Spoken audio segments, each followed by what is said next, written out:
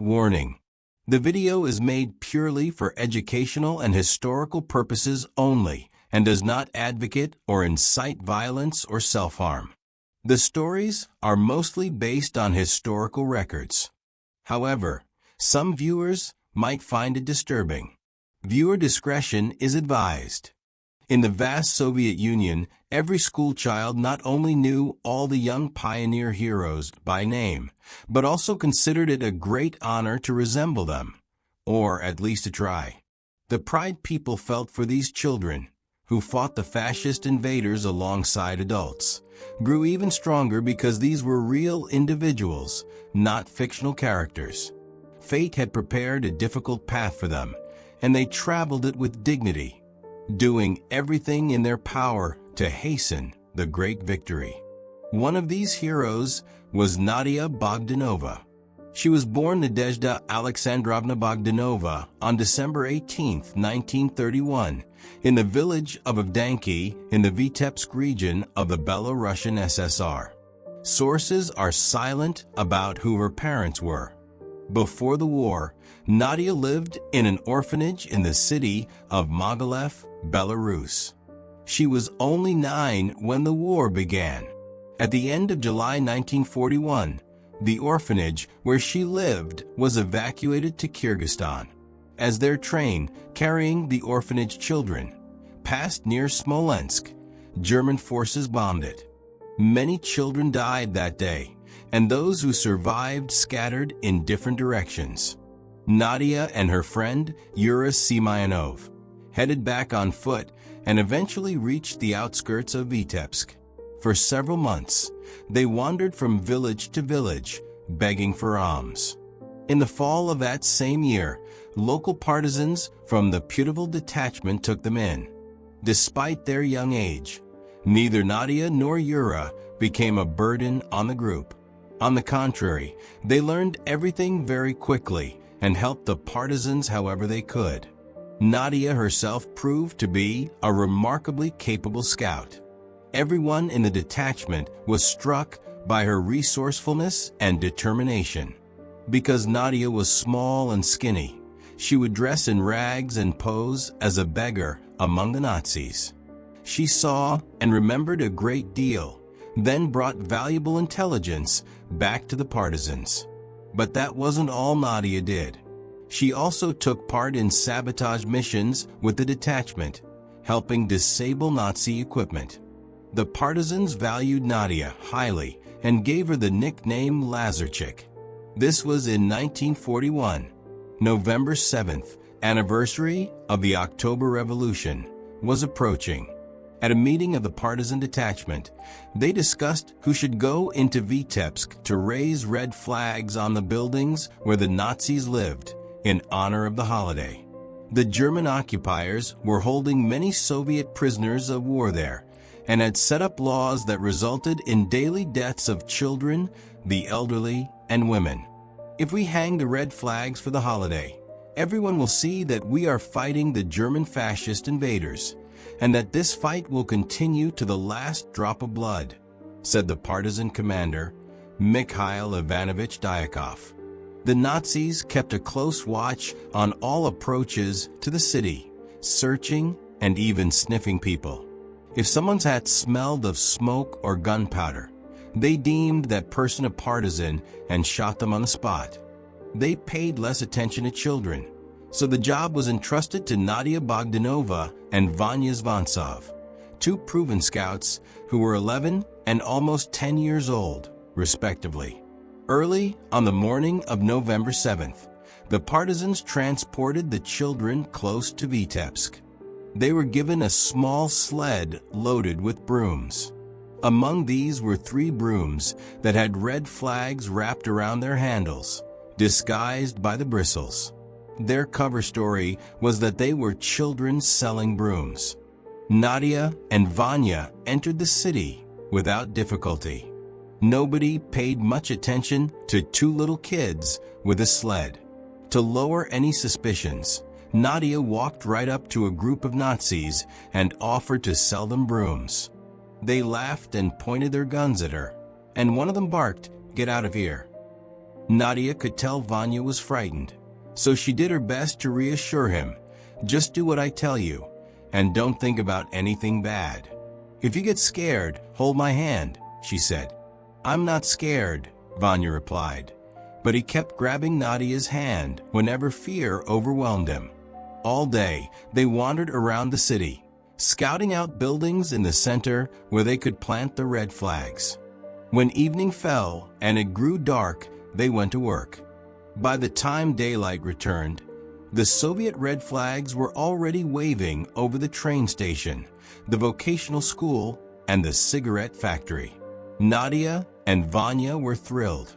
They hurried out of the city, eager to report to the partisans that the mission had been accomplished. But before they could get far, Nazi collaborators overtook them on the main road. Stop. Who are you? They shouted. We're orphans, sir, Vanya sobbed. Please give us some bread. We're so hungry. I'll give you bread, one collaborator sneered. Were you the ones who hung those red flags in Vitebsk? No, of course not. Look at us. How could we possibly have flags? Nadia answered. Get in the sled. We'll sort this out in town, came the order. They cried the whole way, rubbing their eyes with their fists. At headquarters, a Nazi officer interrogated them. Despite the threats, they stuck to their cover story and refused to confess or give anyone away. Furious, the German ordered their execution. They were taken to a basement crowded with Soviet prisoners of war. The next day, the Nazis led everyone out of the city to be shot. Some of the prisoners begged the Germans to spare Nadia and Vanya.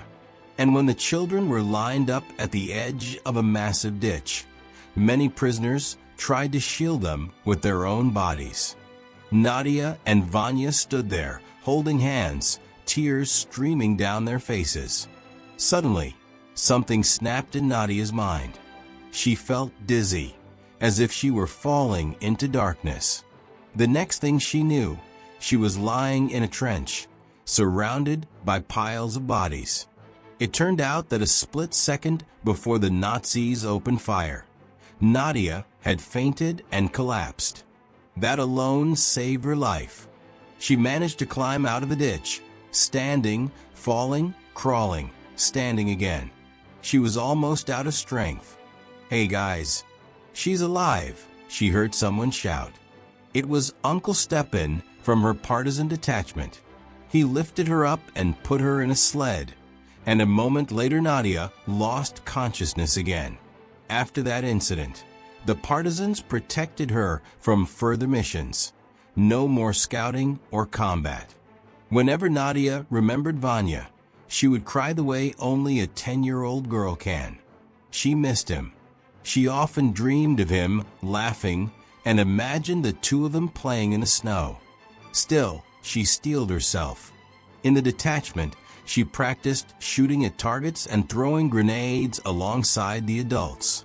It was there that she swore an oath of loyalty to her people and kissed the red banner.